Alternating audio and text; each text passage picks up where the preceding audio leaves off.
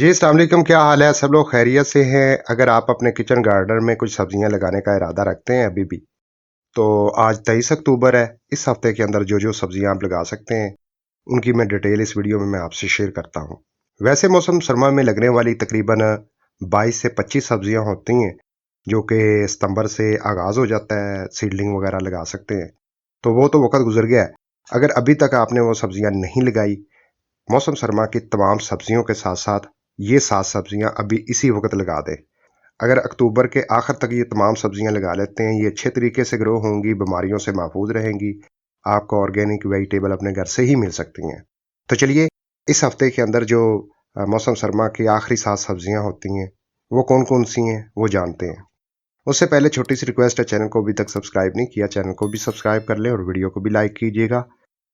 तो सबसे पहले बात करते हैं मौसम सरमा में तकरीबन 22 से 25 सब्जियां लगाई जाती हैं।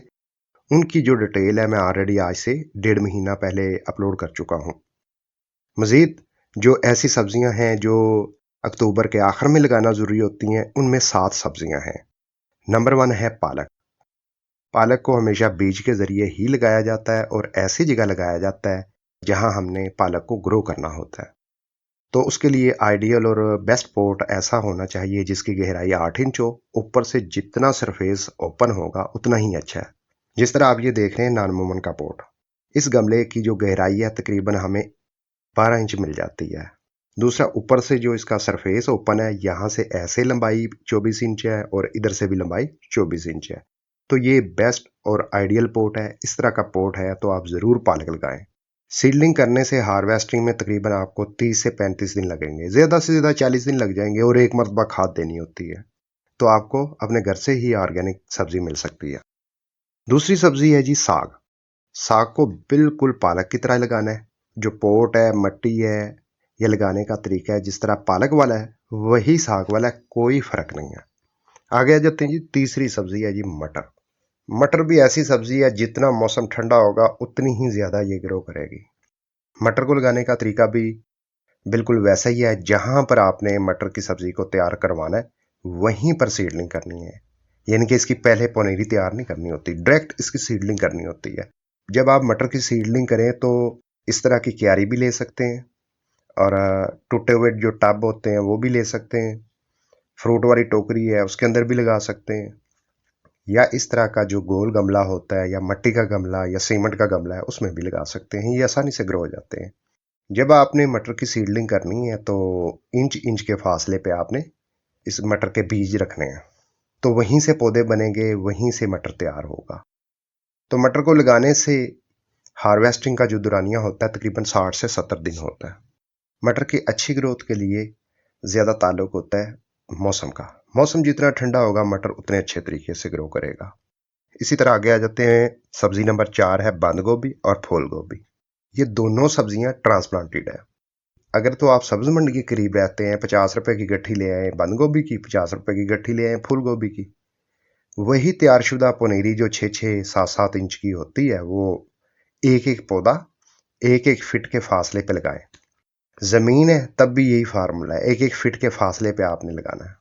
क्योंकि जब ये तैयार होती है ना, इसका फूल तैयार होता है, साइडों से जो पत्तियां और ब्रांचेस बनती हैं वो तकरीबन 1 फीट का एरिया साइडों से ले लेती हैं।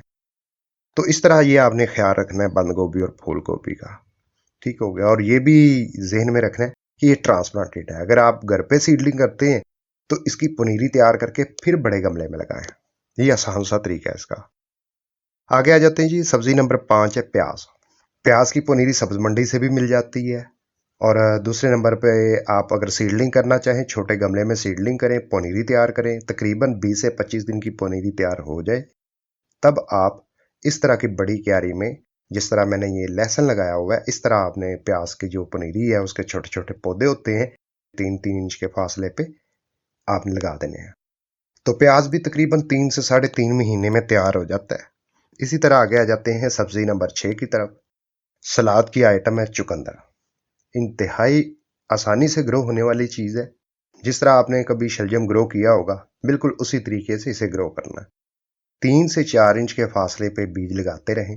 इस तरह की खुली क्यारी है उसमें लगा दें, फ्रूट वाली टोकरी है उसमें लगा दें, या इस तरह का गोल गमला है, इसमें 3-4 बीज लगा दें, इससे ज़्यादा नहीं लगाइएगा। तो फासला एक पौधे का या एक बीज का 4-4, 5-5 इंच का होना ज़रूरी है। तो चुकंदर है जो तकरीबन 60 से 70 दिन में तैयार हो जाती है। इसी तरह अक्टूबर के आखिरी हफ्ते में लगने वाली सब्जी है सलाद पत्ता। जिस तरह आपने पालक को, साग को या धनिए को ग्रो करना होता है, उसके लिए मिट्टी तैयार करनी होती है, बिल्कुल वही तरीकाकार है इसका। मगर सलाद पत्ते को ग्रो करने के ना 2 ऑप्शन आ जाते हैं। मसलन आप पहले पनीरी तैयार कर लें, फिर वो छोटे नन्हे मुन्ने पौधे बड़े गमलों में लगा दें। तो या डायरेक्ट बड़े गमले हैं, वहीं पे फासले फासले पे 4-4, 6-6 इंच के फासले पे एक एक 2-2 बीज आप सीडलिंग के लिए लगा दें। एक बात ज़हन में रखनी है, सलाद पत्ते का 50 रुपए का पैकेट आता है, कभी भी आपने पूरा पैकेट सीडलिंग के लिए नहीं लगाना। क्योंकि आज से 2-3 साल पहले मैंने ये गलती की थी, यकीन मानिएगा कम से कम 50 गमलों के अंदर मैंने सलाद पत्ता लगाया था। तो वो घर की ज़रूरत से बहुत ज़्यादा हो गया था। आपने घर की ज़रूरत को पूरा करने के लिए सलाद पत्ता लगाना है तो सिर्फ एक चुटकी में जितने दाने आते हैं, सलाद पत्ते के जितने बीज आते हैं, आपने वही सीडलिंग के लिए लगाने हैं। ये 7 ऐसी सब्जी हैं जो आप अक्टूबर के आखिरी हफ्ते में लगा सकते हैं। मज़ीद इसके अलावा जो 15 या 17 सब्जी हैं वो भी आप ग्रो कर सकते हैं, मगर ये 7 सब्जियां अभी इसी वक्त ज़रूर लगाएं। आसानी से बीज लगाएंगे, फूटेंगे भी, पौधे भी बनेंगे, सब्जियां भी तैयार होंगी। मज़ीद इसके अलावा गार्डनिंग रिलेटेड कोई भी प्रॉब्लम आप फेस कर रहे हैं, आप मुझे कमेंट करके ज़रूर बताइएगा, मैं उस पर वीडियो अपलोड करूँगा।